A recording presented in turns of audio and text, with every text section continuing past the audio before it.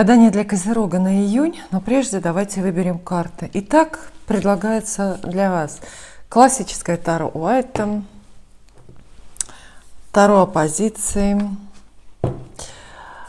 Венский сецессион не предлагается для гадания, просто показываю, что у меня есть такие карты. Это ограниченный выпуск, когда-нибудь мы до них доберемся.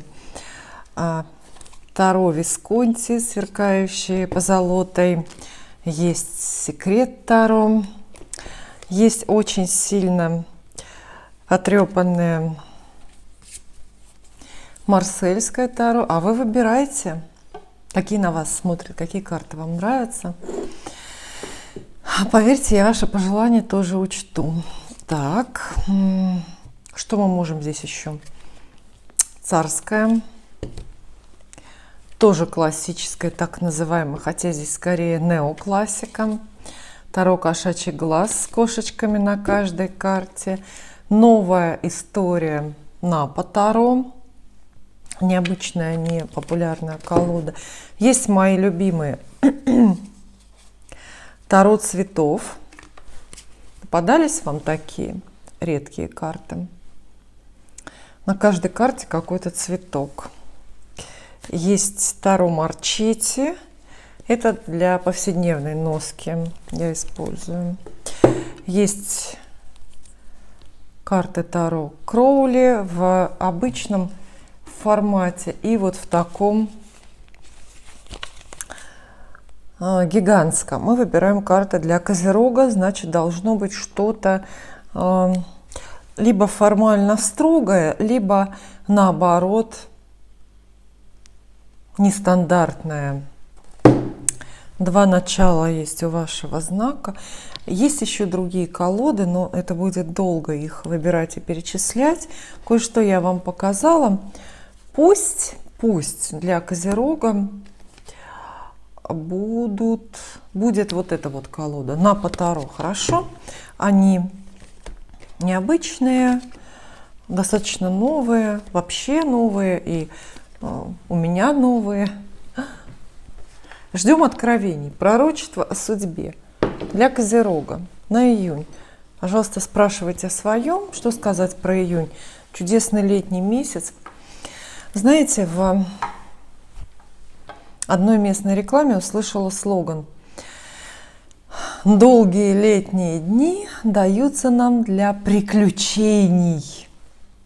Друзья, я вас призываю к приключениям, я взываю к авантюрному духу, и пусть это лето вам запомнится, потому что действительно летом вот этот долгий световой день как-то заставляет по-другому работать наши гормоны, и именно поэтому летом можно больше успеть и больше сделать. Летом как бы больше хочется и больше можется. И так, на Таро, Козерог, июнь 2022. Вы готовы? Карты готовы. Я готова. Ну что ж, рассчитываем на доброе расположение карт в этот закатный час или послезакатный, и на хотя бы на снисхождение. Хорошо? Итак, 3 карты на работу. Это первое, что нас ждет: исследование вашей профессиональной сферы. Про работу новую, старую, любимую или нет? Первая карта. Естественно, она нет. Первая карта. Ну, сразу мощный такой посыл идет. Это карта Сила, старший аркан. Обещает она много-много всего. То есть ключевое слово по этой карте именно много. Много ресурсов самых разных, много возможностей найти новую работу, много возможностей прославиться, реализоваться, добиться в карьере. Карта и денежная, и эмоциональная, и какая-то любвеобильная. Карта обещает, что вы будете окружены людьми нужными, полезными. в вашем бизнесе, в работе. Карта и обещает, что у вас будет очень много сил, в том числе даже физических, чтобы побороться за это место под солнцем. Карта такая жаркая, страстная. Кому-то обещает страстные, простите, служебные романы. Кстати, на тему служебного романа планирую поговорить об этом в одной из следующих своих программ в рубрике «Вопросы и ответы». В связи с чем я напала на тему, посмотрела недавно экранизацию вот этой знаменитой пьесы «Сослуживцы». Мы знаем ее по кинофильму отличному «Служебный роман». Может быть, кто-то не знает, но есть телеспектакль. За 7 лет до великого фильма он стал очень популярным, тоже выходил по телевидению. Там другие актеры, но, естественно, пьеса та же, диалоги. Однако из-за других декораций, вероятно, смотрится совсем по-другому, какие-то другие смыслы находятся. Посмотрите, если не видели, и вам будет интересно принять участие в обсуждении тогда этого спектакля, этой пьесы в программе «Вопросы и ответы». Ну что ж, очень хорошее начало. Карта силы говорит, что всего хватит, всего будет много. Это и возможности тоже. Вторая карта на работу Козерогу. Выпадает тройка кубков. Очень даже хорошее довольство она называется. Не удовольствие, а именно довольство. Очень по смыслу, по энергетике похоже на первую карту. Сила. Тоже говорит про людей. Видите, что здесь делают люди? Естественно, празднуют. Отлично проводят время. Карта уверяет, что хорошие отношения будут между коллегами, между вами и вашим начальником, между партнерами по бизнесу. Вас ждут знакомства, праздничные, какие-то радостные, может быть, даже посиделки, может быть, корпоративы. В общем, на работу ходите как на праздник. Однако обе карты довольно эмоциональные. То есть по эмоциям, по ощущениям все хорошо, однако вот про профессиональные подвиги и как вы состоитесь именно, как много вы наработаете, как вы отличитесь, здесь пока сказать достаточно сложно.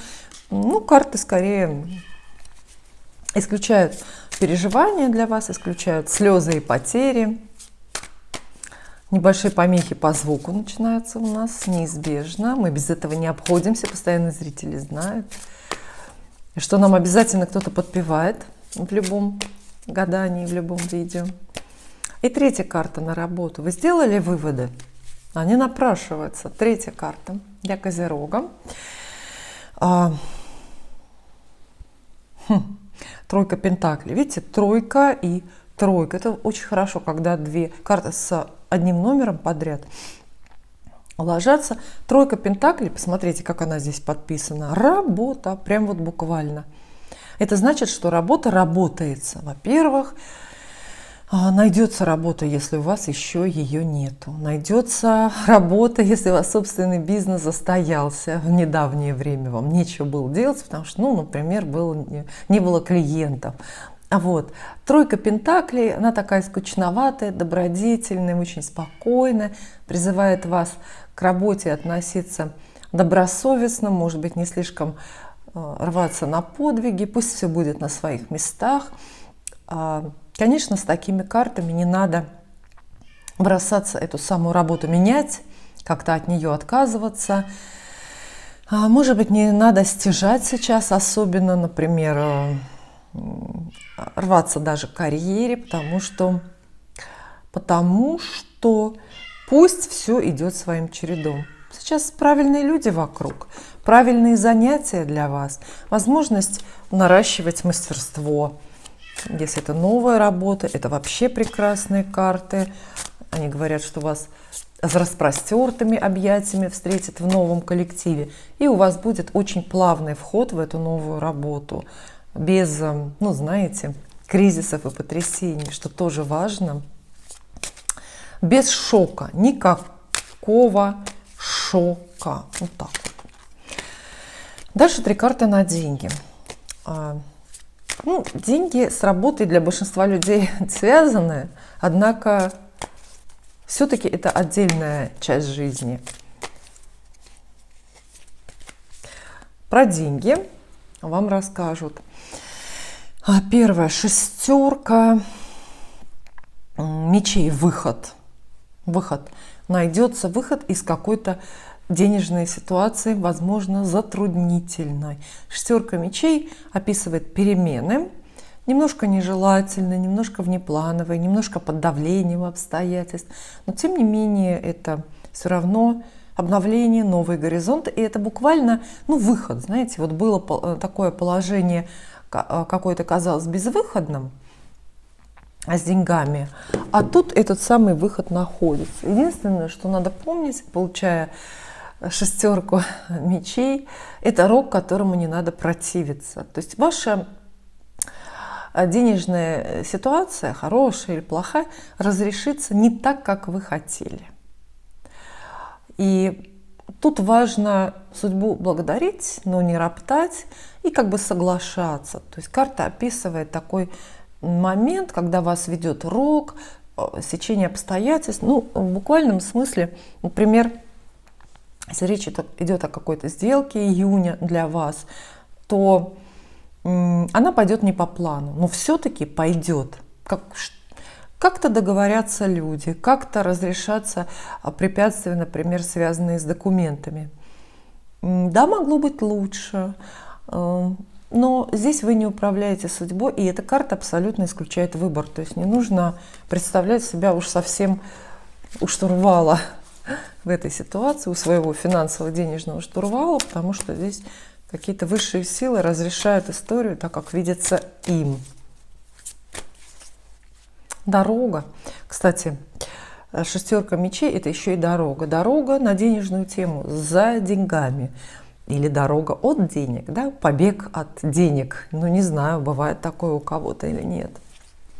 Дорога в связи с вновь открывшимися денежными обстоятельствами. Можно представить, как вы куда-то плывете за море. Ну, просто в классическом понимании это дорога за море, это дорога по воде. Вода – это отдельная энергия. Сейчас вряд ли кто-то морем добирается до другого континента, но тем не менее, может быть, это поездка за вновь открывшимся наследством для вас, может быть, это поездка, это какая-то командировка, без которой вы не заработаете, переезд из-за денежных соображений. Дальше. Так. Все серьезно. Карта юстиции, справедливость вам достается. Она здесь, ну, во-первых, про документы. Карта имеет прикладной смысл. То есть, скорее всего, в деньгах, видите, с этой пары у вас разрешатся какие-то трудности или тупики, тупиковые истории, связанные с деньгами. Суды, например, решение суда. Какие-то административные могут быть споры. Может быть, это ваше противостояние с начальством, который не поднимает зарплату или не оформляет должным образом по документам ваш заработок, как-то это все не проводит. Здесь это все разрешается, и карта справедливость говорит, что вам придется подписывать документы, связанные с деньгами, какие угодно документы. Это может быть и кредитный договор, в конце концов, но будьте внимательны, читайте, что написано мелким шрифтом в самом конце. Я думаю, что для козерогов это лишнее предупреждение, да, вы к документам внимательно относитесь, в отличие от каких-нибудь ваших соседей по зодиаку. Вот.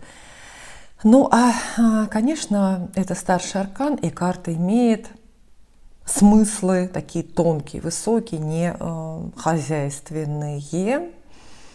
Она предлагает задуматься о справедливости. То есть вот в июне вы будете думать, а справедлива ли Вселенная к вашему кошельку?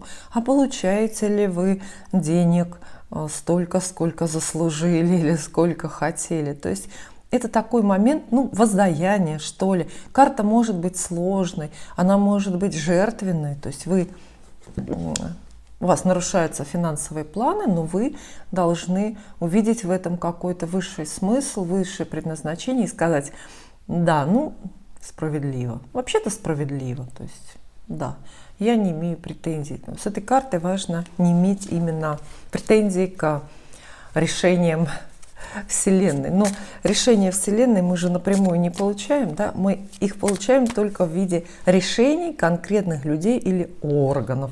Поэтому если, скажем, судебное решение здесь будет не в вашу пользу, то вы должны тоже как-то признать, ну, это справедливо, по крайней мере.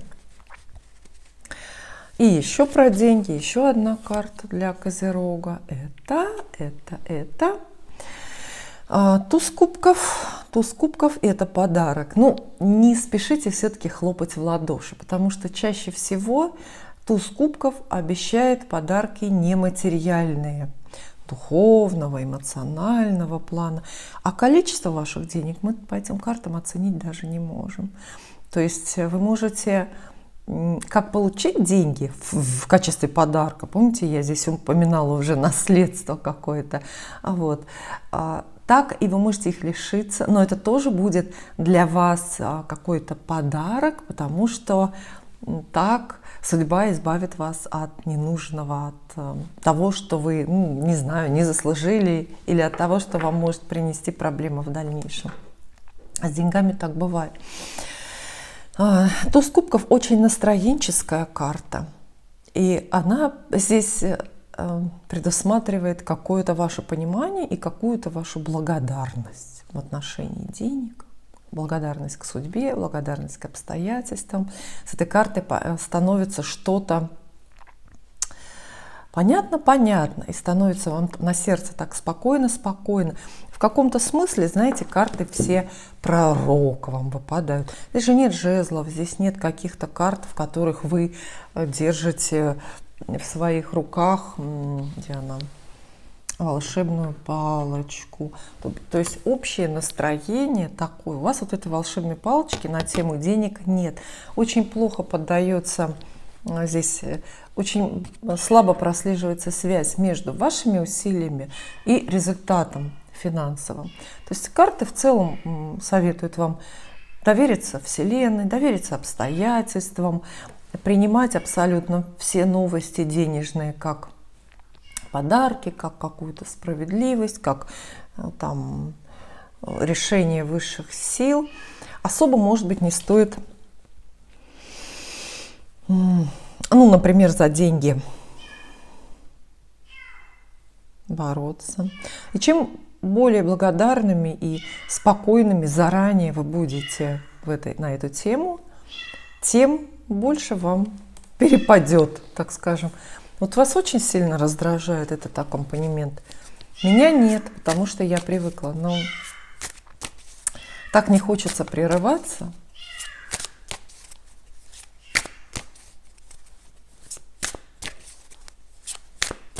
Теперь любовь. Любовь расцветает, понятно, в июне, потому что это время росы пионов. Это время, когда букеты сами просятся в руки. Любовь. Раз. Первая карта про любовь.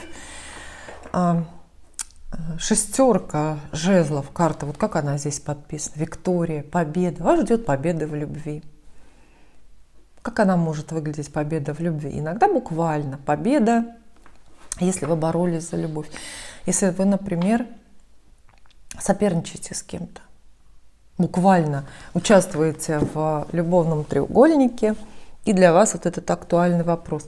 Кого же ваш герой выберет? Вполне возможно, что вы вот одерживаете победу над одной какой-то конкретной соперницей, с чем мы вас и поздравляем. Здесь все абсолютно понятно. Но вот эта победа может быть над чем угодно.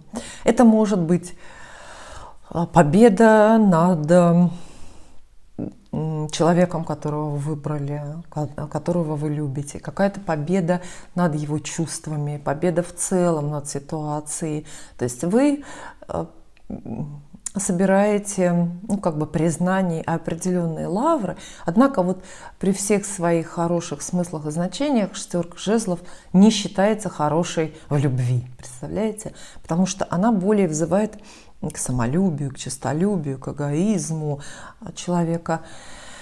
И в любви часто обозначает, что вы играете, возможно, вы сейчас покоряете чье-то сердце, просто потому, чтобы вам это польстило, просто потому что надо победить, потому что надо победить. Возможно, вы ищете чье-то внимание или соглашаетесь на отношения с каким-то человеком только из самолюбия, из честолюбия, чтобы, ну, знаете, лишнюю звездочку на фюзеляже нарисовать, что, ага, вот еще одно сердце покорено. Вот. Шестерка жезлов говорит, что вы можете относиться в это время к любви, к любовным отношениям, как к войне, из которой нужно вытащить определенные трофеи, унести. Ну, какой трофей в любви? Это чье-то сердце, чье-то внимание, да? Хотя с таким же упорством и с такой же уверенностью кто-то может искать ваше внимание из этих же соображений. Понимаете? То есть эта шестерка сработает в обе стороны. И, возможно, вас кто-то станет звать на свидание, чтобы гордиться, чтобы похвастаться уже вами как трофеем. Будьте осторожны. Почему? В этом ничего плохого, кстати, нету. Но такие отношения бывают недолгими, потому что победа состоялась. Все, дальше делать нечего, правда? Короткие отношения могут быть. Вторая карта про любовь для Козерога. Это шестерка пентаклей.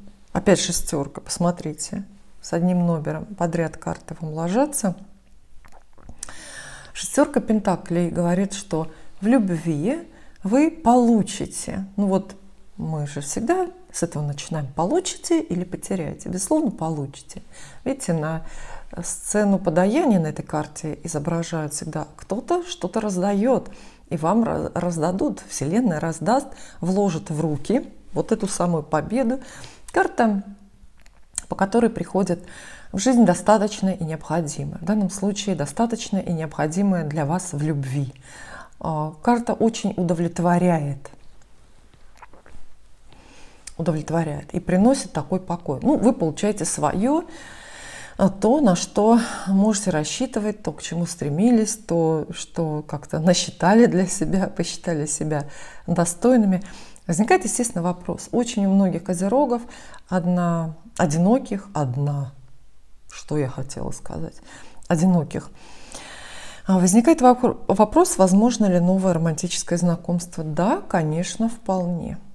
Только мы не понимаем здесь пока, надолго это или нет, серьезно это или нет. Потому что, вы понимаете, да, шестерки — это не самые крупные карты, они немножко везучие, они все говорят про везение, то есть, какую-то лишнюю удачу вы отхватили, оторвали. Можно ли делать ставки какие-то большие на это знакомство, на этот роман? Вполне, я не исключаю. Но опять же, смотрим, каких карт нет.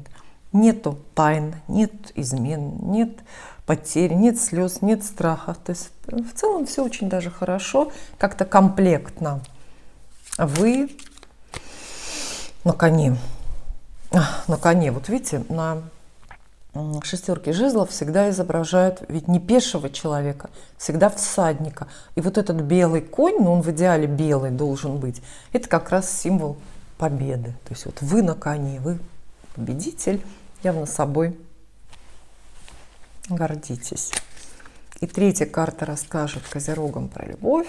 Это будет кто? Император. А для многих женщин-козерогов это, безусловно, портрет мужчины. Считается, что император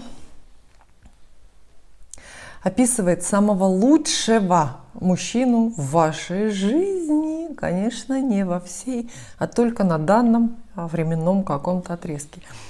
По поводу лучшего мужчины в жизни я высказалась однозначно, но буду еще об этом говорить в своей программе «Недавние вопросы и ответы». Помните, я там вам говорю что он бывает один, что нужно его не пропустить, что потом поток разочарований ждет вас, ну и так далее, и тому подобное. И это портрет героя. Вот опять отсылка к вашему самолюбию, честолюбию. Но все козероги — жители 10-го дома. Это социальный статус. Все козероги страшно честолюбивы, страшно. И во всем, как правило, это про карьеру говорят, но ведь не только карьера. Через брак очень определяется статус наш социальный, через контакт, общение вообще. И вот видите, опять здесь была 6 жезлов, то есть это будет знакомство, это будут отношения, которые вам польстят. Какой-то человек, нахождение в паре, с которым, общение с которым вас приподнимает над другими, над подругами, понимаете? Вот. И это, ну, в общем, достаточно хорошо, я думаю, это то, что вы рассчитываете получить. Самое главное, что император описывает мужчину довольно точно, четко. Мужчину, который в июне будет рядом с вами, он, как сейчас модно говорить, ресурсный. То есть у него много всего есть. Это уважаемый человек, авторитетный, возможно, богатый, возможно, при должности.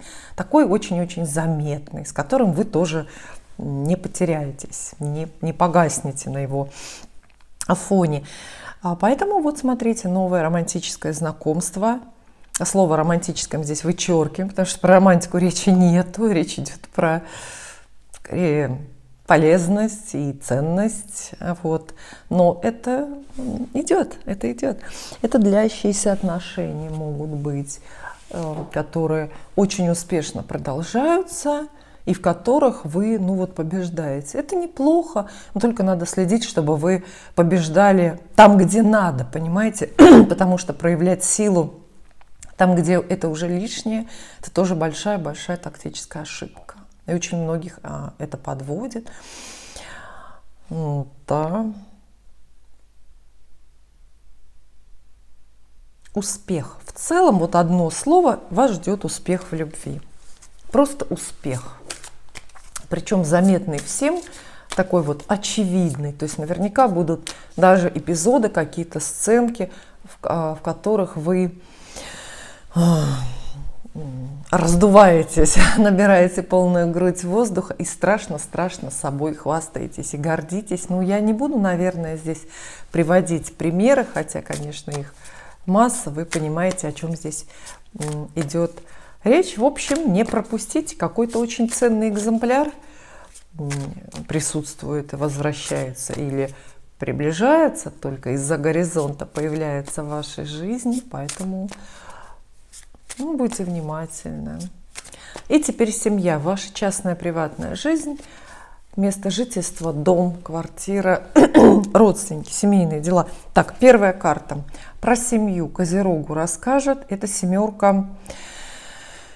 кубков. Как она здесь подписана? Вот хорошо, когда подписана карта, да, иллюзия.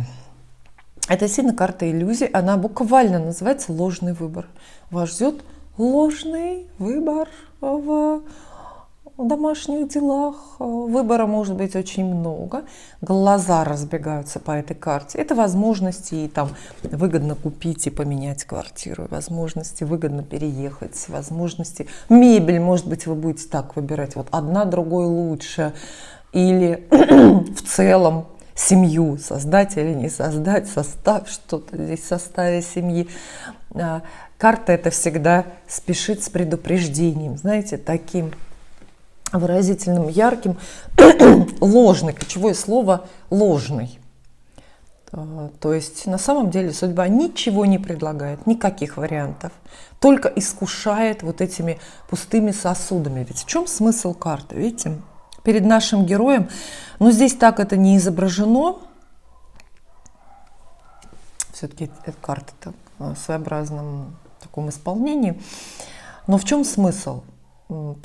наш герой стоит к нам спиной, лицом к вот этим кубкам, в каждом из которых набор каких-то ценностей, деньги, там, здоровье. Это все вот выбор. И он выбирает, потому что от чего-то надо отказаться, а что-то нужно ухватить. Но смысл карты в том, что на самом деле все эти кубки пустые, он не дотянется ни до одного из них и ничего не возьмет. Понимаете, какой глубокий здесь смысл? Вот. Да, не очень хорошая карта. Я сразу скажу, особенно вот на практике, в гаданиях личных, она описывает такую пустоту, когда вы размечтались, когда вы похлопотали за что-то, успели много придумать себе будущих радостей, а радости не состоялись. Оказалось, что это все пустое. Это как, знаете, затеваете вы ремонт, например, дома, и перед вами 7 бригад строителей, все с хорошей репутацией, все, и вы кого выбрать? А в итоге одни заняты, другие, там, не знаю, заболели, уехали, третьи оказались мошенниками, четвертых из-под носа другой заказчик увел и так далее. И вы остаетесь в какой-то пустоте. Эта карта приходит как совет, чтобы вы не теряли время на напрасный какой-то выбор. Это может касаться и, не знаю, выбор вуза для вашего ребенка. Благо сейчас сезон такой. Кажется, много, а по факту может оказаться ни одного. Вот так. Вторая карта для семейных дел. Подпевает первой. Тройка мечей. Это печаль. Она так называется, печаль. Ну, вот это может быть как раз разочарование от того, что ничего не состоялось, и никакого выбора вы не сделали. Но тройка мечей, слава Богу, говорит, что новых поводов расстраиваться не появится. Вы будете печалиться о том, что чем переболели уже давно, и скорее она всегда советует выбросить это из головы. То есть это уже не ваша проблема, это уже не актуальная проблема, это уже не время ушло, поезд ушел. Она просит не смотреть в прошлое, смотреть только в будущее. Вот. Пустоватые, вместе пустоту какую-то карта описывают. То есть вот грандиозные именно семейные или какие-то домашние проекты могут разменяться на мелкие эмоции и застояться в итоге. И третья карта здесь, может быть, какая-то другая. Башня вам карта выпадает. Башня, великая карта разрушений. Она действительно описывает планы, от которых приходится отказаться, семейные домашние планы, от которых приходится отказаться. Разрушаются они по независящим от вас обстоятельствам. И вас, естественно, это заставляет немножечко грустить, но все равно надо идти дальше, надо там, злую судьбу игнорировать. А самое главное, не надо пытаться эту башню удержать всеми силами, спасать дом, спасать там какие-то семейные. Я нарочно самых драматических тем здесь не касаюсь, да, потому что у нас все-таки общее гадание, и мы в целом настраиваемся на оптимизм. Но вот эти карты могут ведь описывать и настроения, семейные отношения, отношения между близкими родственниками. Это может быть и невозможность категорическая помириться и как-то наладить отношения. Договориться с ребенком выросшим о чем-то. Карты очень, знаете, такие фатальные. Ту же самую волшебную палочку тоже как будто бы забирают из ваших рук и говорят: вряд ли вы что-то сможете сделать сейчас, вот реальное предпринять, там, поменять дом или поменять отношения в семье, потому что бесконтрольно все происходит. А у вас нет ни настроения, ни здравого смысла, чтобы как-то этим управлять. То есть, ну, такое время, наверное, нужно просто пережить, что еще остается. И я хочу достать Козерогу одну карту, совет из колода Таро цветов. Совершенно другие карты, другая энергетика, другое назначение, другой смысл. Совет, какими вам быть или к чему стремиться в это время. Угу. Это девятка мечей, а цветок здесь азалия, прекрасная азалия. А девятка мечей называется напрасные страхи. И она заверяет вас, уверяет, что все, что вас напугает в июне, пройдет само по себе совершенно бесследно. Карта призывает не верить слезам своим собственным. Знаете, эта карта как Москва. Слезам не верит, понимаете? То есть, ну, она, наверное, как успокоение к вам здесь приходит. Похоже, что вообще вот переживания эти какие-то чрезмерные приходят к козерогам именно в теме семья. Семья. Придется переживать, но напрасные страхи, пустые. Будете переживать о том, что вы, в общем, не выбираете, или то, что о чем переживать надо было давно, а теперь уже не имеет смысла. Поэтому я рада, что вам достались в целом, за редким исключением, такие хорошие карты. Я желаю вам содержательного июня и увидимся